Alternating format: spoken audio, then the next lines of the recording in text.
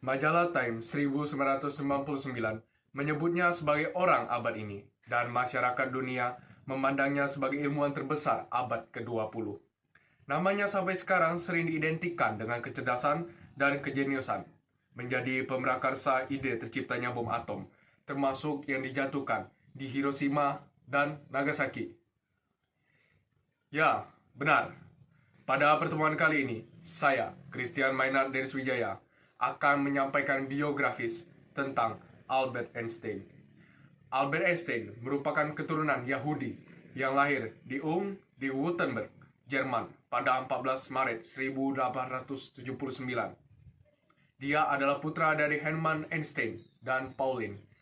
Walaupun keluarganya bukan kaum elit ataupun kaya, orang tua Einstein sangat fokus pada pendidikan anak-anaknya, terutama sains dan musik. Masuki dunia pendidikan, Einstein pertama didaftarkan di sekolah Katolik, dan karena kecintaan keluarganya pada musik, dengan izin ibunya, dia juga diberikan kursus musik biola, hampir seperti Thomas Alva Edison. Einstein yang dicap sebagai ilmuwan terbesar abad 20 ternyata memiliki masa kecil yang kontras. Dia dianggap sebagai pelajar yang lambat. Bahkan dia mengalami kesulitan saat mengikuti mata pelajaran di sekolahnya, terutama dalam bidang berhitung dan ilmu alam.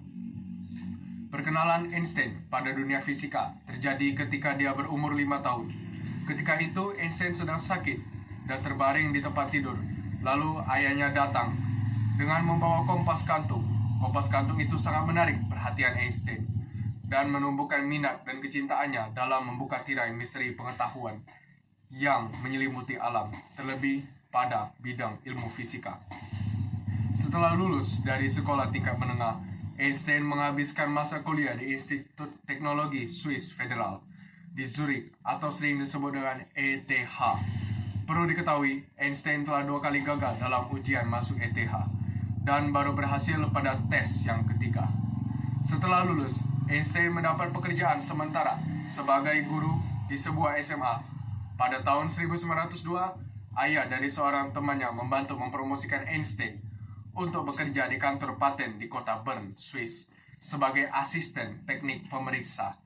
Selama kesibukannya itu, Einstein masih tetap mengembangkan ilmu fisikanya.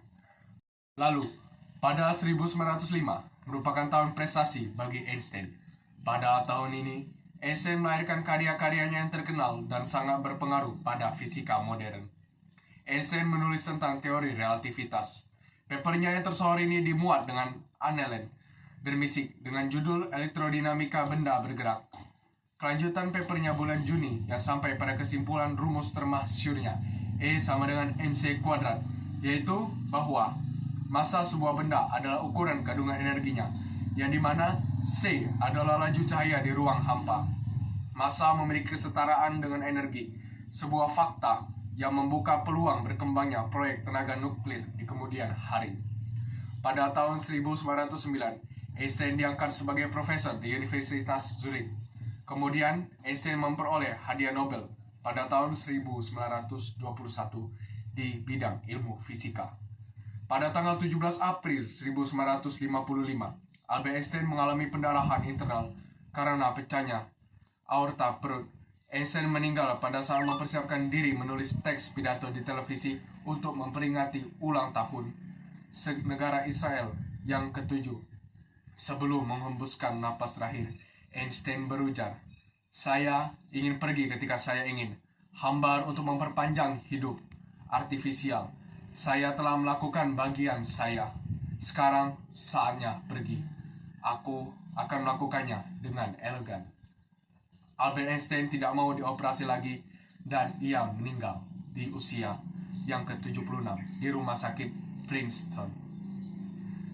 Seseorang bisa melakukan hal dengan lebih baik dan belajar lebih banyak jika menyukai apa yang dilakukan. Kutip Albert Einstein. Mengejar nilai dan mencapai kesuksesan berdasarkan pandangan umum mungkin hampir tidak pernah dimiliki manusia jenius seperti Einstein. Sebaliknya, menyukai sesuatu dan mengambil banyak hikmah dalam setiap hal, termasuk kegagalan, adalah pelajaran yang berharga. Baiklah, teman-teman sekalian dan Ibu Wulan, terima kasih sudah menonton video biografis tentang Albert Einstein dari saya. Saya akhiri.